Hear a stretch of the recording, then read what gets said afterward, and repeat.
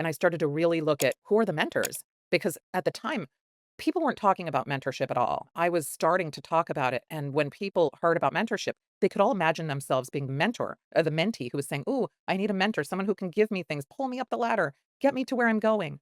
But that mentor was a nameless, faceless individual. And no one was identifying who that was. Just go find one and your life will be better. So I wanted to find those nameless, faceless individuals. And I started to research by talking to about 45 people from, four-star general down to grandmas and see what is really the thing that's bringing all of these people to want to give back. And of course, it was generativity. They were all saying, I need to feel like I matter, like I'm relevant, like I'm useful, that, my footprint is deep, that I feel like the world is better because I'm in it. All of these things that make total sense to all of us.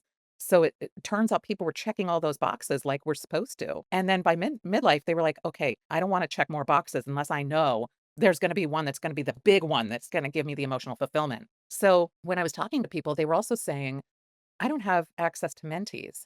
So just like we were hearing from potential mentees that they were looking for mentors, mentors couldn't find mentees.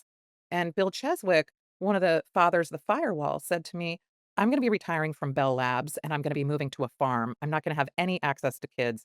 I can't go to a park and say, hey, kid, want a mentor? This was a time when I was able to say, ooh, you know what? Let's see if we can get you into schools and see what happens. Because that's what he wanted.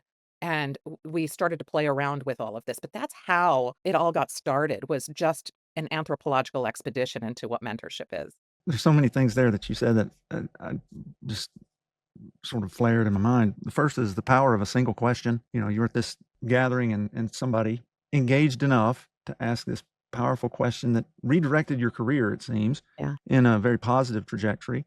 And then I'm hearing, when we think about this idea of generativity, it's I think it's legacy, right? I'm Yeah. wanting to do something that carries a legacy, and you've written about an idea, this breadcrumb legacy. Well, legacy is huge for us, right?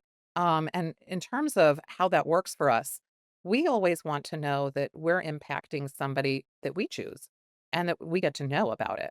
So, legacy, we all say, yeah, yeah, yeah, that's something I'd like, but it feels elusive to most of us. Like, what is my legacy? And most of us can't see inside of ourselves what that big thing is right away. We don't have the movie It's a Wonderful Life to flash before us and show how we've made a difference in our communities. But I'll give you an example of somebody who did something pretty cool. His name is Bob Lefkowitz, and he's the 2012 Nobel Prize winner in chemistry. And he was like, gee, how did I become a Nobel Prize winner? I wonder how that happened.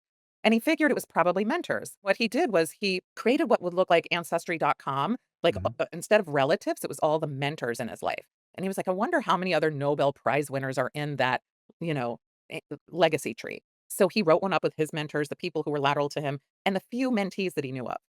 And he published it in a journal. He went to a conference not long after. And he was at the conference and somebody came up to him and said, "Hey, Bob, I'm 6 degrees Lefkowitz."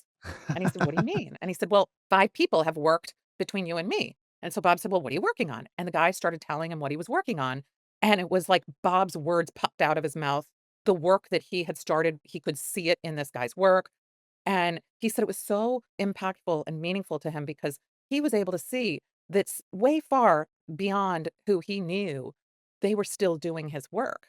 And, so this is something that we all have out there. We just don't always get to see it. So I would say that I would encourage people to think of legacy as a tiny little nugget of something, a little tiny thing that can blossom into a whole changed trajectory for something.